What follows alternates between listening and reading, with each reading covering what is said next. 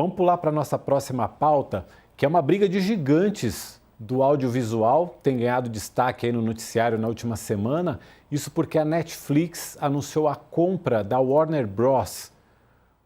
Pela bagatela, minha gente, de 72 bilhões de dólares. Essa compra afeta o mercado de streaming, já que a Warner Bros.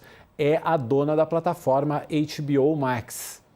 A Netflix chegou inclusive a enviar uma nota para os clientes dizendo que nada vai mudar e que as plataformas continuam separadas. A Netflix ainda disse que o preço e os acervos de cada serviço de streaming devem continuar os mesmos. Só que essa novelinha andou, teve um capítulo a mais. A Paramount apresentou uma oferta hostil para atropelar a Netflix e adquirir a Warner Bros. Essa proposta é de 108 bilhões de dólares. E aí é para comprar não só os estúdios, mas toda a Warner Bros. Também os canais de TV a cabo, como a CNN e a TNT, que estavam fora da proposta da Netflix. Por isso, a Paramount oferecendo um valor ainda maior que a Netflix. Para a gente entender melhor como é que isso afeta a Warner, o mercado de streaming, a gente vai conversar com o especialista em finanças corporativas, Vitor Sá, e com o cineasta e presidente do Sindicato da Indústria Audiovisual do Estado de São Paulo, André Sturmi. Vitor, André, sejam bem-vindos, tudo bem? Obrigado por estarem aqui com a gente. Boa noite, obrigado pelo convite. André, vou começar por você. Em que essa movimentação, como é que você interpreta toda essa movimentação, o que isso significa para quem está no mercado audiovisual? E queria saber se você vê possíveis reflexos também no mercado audiovisual aqui no Brasil, no streaming aqui no Brasil. Olha, feliz que vocês estejam falando desse assunto. Com certeza é a notícia mais relevante e de maior impacto para o audiovisual mundial nos últimos 10 anos, pelo menos. É evidente que a Netflix, que é a empresa número 1 de streaming, adquirir a Warner e, por consequência, a HBO Plus, que é a terceira, vai significar um conglomerado com força muito, muito equilibrante.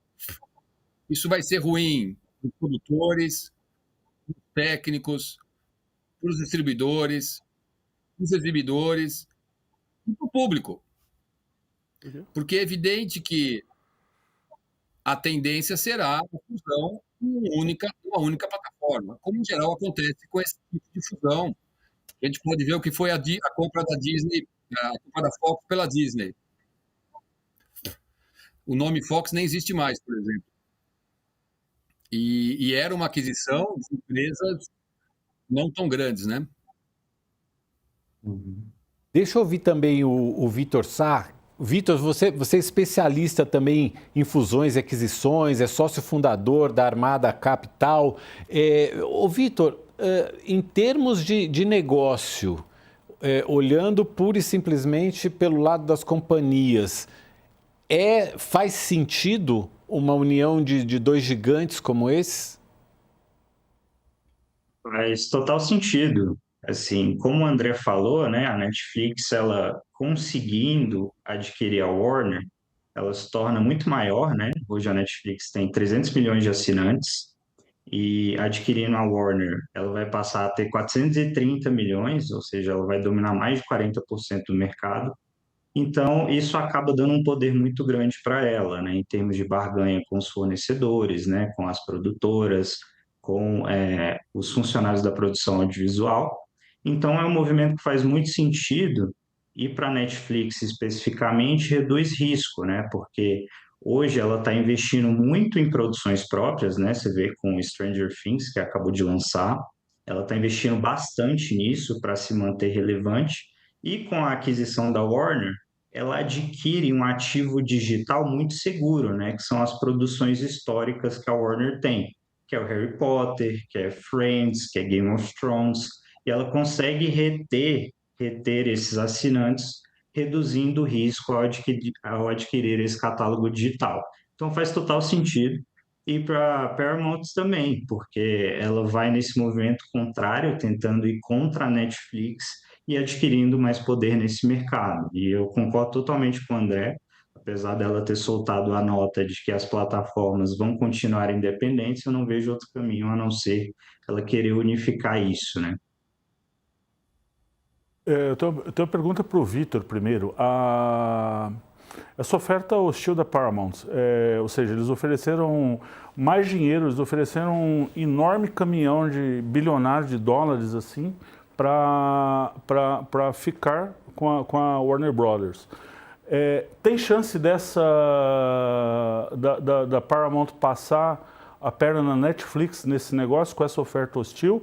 E a segunda coisa, qual que é o papel do Trump e das autoridades antitrust dos Estados Unidos nessa operação? Pode melar? Pode sim.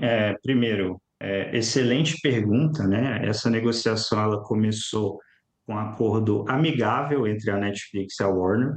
Então, eles seguiram os ritos, conversaram, montaram um contrato. E a Paramount veio por cima e fez essa oferta hostil, que aí forçou o conselho de administração e os acionistas recuarem para ter que avaliar outra oferta, né? Então, sim, tem como a Paramount passar a perna, mas o que que ela precisa, né, para fazer isso? Ela precisa ou convencer os acionistas ou convencer e depois convencer o conselho de administração. Então, assim, a aquisição hostil, ela é uma oferta que não foi feita amigavelmente, ela não foi solicitada.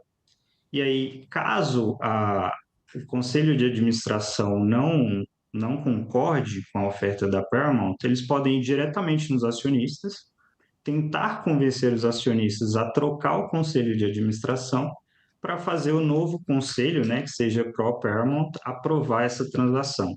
Então, tem um jogo político de governança corporativa aqui que vai ser jogado aí nos próximos dias e a gente vai acompanhar de perto. E sobre o Trump deu uma declaração que ele vai acompanhar essa transação de perto.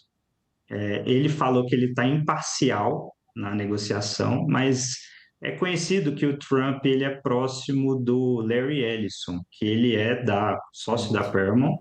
Então, como eles têm uma relação próxima, é possível, né, que o Trump seja parcial para o lado da Paramount.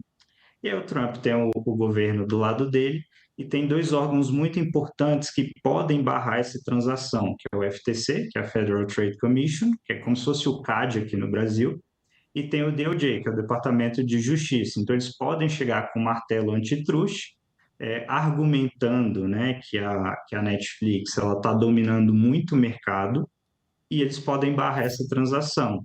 E isso aconteceu muitas vezes no mercado. Recentemente, o Adobe tentou comprar o Figma, né, outra empresa de prototipagem, design, e isso foi barrado. A Microsoft tentou comprar a Activision, e o DOJ inicialmente barrou, mas depois foi aprovado. Então, é um jogo político muito grande que as empresas vão brigar agora. Eu queria fazer uma pergunta para o André. A gente está falando aí que se a Netflix levar, entendi que ela vai ficar com 450 milhões de clientes no mundo. Eu peço desculpas, mas eu não consigo ouvir. O André não está ouvindo? O André não tá ouvindo a gente? Será que a gente... Não, eu estou ouvindo todo mundo, só não estou ouvindo a Carla. Não me ouviu? Será que o microfone da Carla tá desligado? Carla, fala mais uma vez aqui. Olá, olá, olá. Conseguiu ouvir? Agora eu ouvi baixo, mas ouvi. Tá, a gente vai ajustar isso aqui. Eu queria entender o seguinte, André, você falou, foi dito aqui sobre a Netflix chegar a ter 450 milhões de clientes.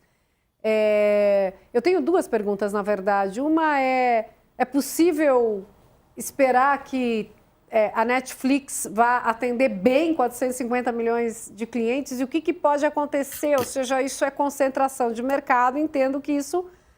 a gente vai ficar na mão de uma empresa monopolista para algo que a gente já está, felizmente, viciado, vamos dizer assim, da cultura do streaming. E a outra coisa que eu queria te perguntar é, diante desse negócio, o que acontece com a indústria do cinema? do cinema, aquele que a gente vai, né, que já está parecendo uma coisa de antigamente, né, mas aquela coisa das salas de cinema. Obrigado, Carla. São dois temas fundamentais. Se a gente pensar que a número 1 é a Netflix, a número 3 é a HBO, a número 2 é a Prime, e a Prime, na prática, não é um serviço de streaming, ou seja, é quase que uma isca para você entrar na Amazon. Como o Vitor falou, nós estamos falando de 40% de concentração. Vai sobrar a Disney como grande e alguns streams pequenos que vão acabar tendo que ser absorvidos também, ou pela Netflix ou pela Disney, como a Paramount Plus, MGM Plus, que são inexpressivos perto desse. Qualquer mercado que fique assim é péssimo para o consumidor. Eles vão poder impor preços, condições. E se você, enfim, todo mundo assina a Netflix, você percebe que a Netflix tem um padrão de sintaxe cinematográfica, de sintaxe audiovisual.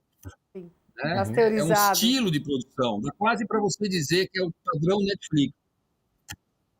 Que é muito diferente, por exemplo, da HBO, da Disney e das outras, onde você tem uma variedade, onde os cineastas têm muito mais liberdade. E aí a gente vai falar da questão da sala de cinema.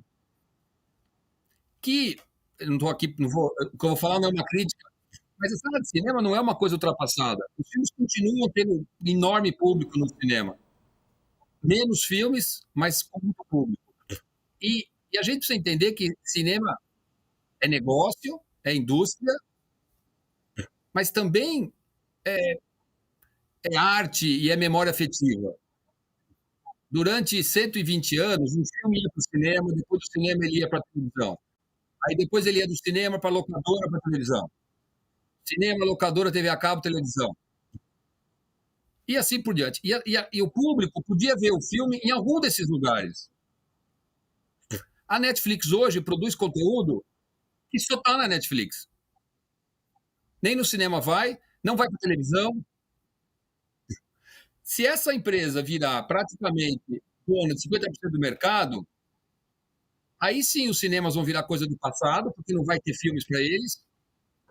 As TVs, a TV a cabo, ou seja, não é ruim para o público só porque eles vão controlar preço, valor da assinatura e que tipo de filme vai estar disponível, mas é porque vai faltar conteúdo para as outras. A gente vai deixar de ter essa possibilidade de ver e rever filmes em diferentes canais, em diferentes janelas. E é mais dolorido por ser a Warner. E é a empresa das americanas que mais investe em talento. É a empresa que sempre produziu Stanley Kubrick, Clint Eastwood, Christopher Nolan. A Warner, esta semana, está relançando nos cinemas, em cópia nova, o Iluminado do Kubrick. É uma empresa que entende esse é um filme para ver no cinema, independente dele ter 50 anos de idade.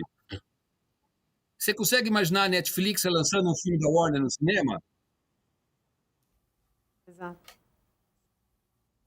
Ótimos pontos, ótimos pontos. Enfim, vamos saber. Você vê, André, alguma possibilidade do CAD entrar nessa história aqui no Brasil? Eu a vejo, mas eu sinceramente não acredito que os organismos americanos permitirão essa aquisição. O próprio Trump disse, sem aqui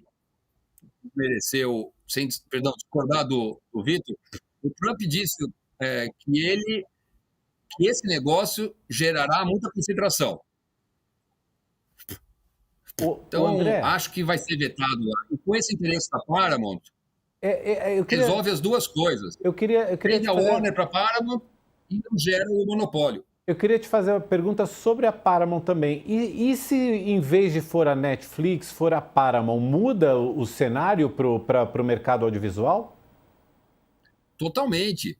A Paramount é uma empresa de cinema, que também tem 100 anos de história, que tem uma compreensão do negócio, que também tem um acervo maravilhoso, não tanto quanto a Warner, mas grandes filmes, grandes personagens.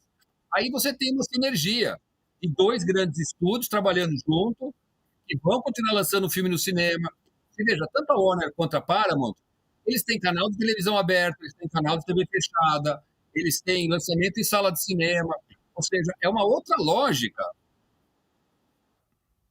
Eu vejo com muito bons olhos a Paramount adquirir a Warner.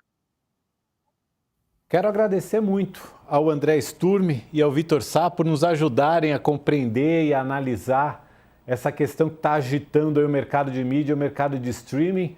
Vamos continuar de olho e vamos continuar contando com a ajuda de vocês. Por hoje, uma boa noite e muito obrigado por estarem aqui no Poder e Mercado. Boa noite, obrigado mesmo pelo assunto. Obrigado, gente.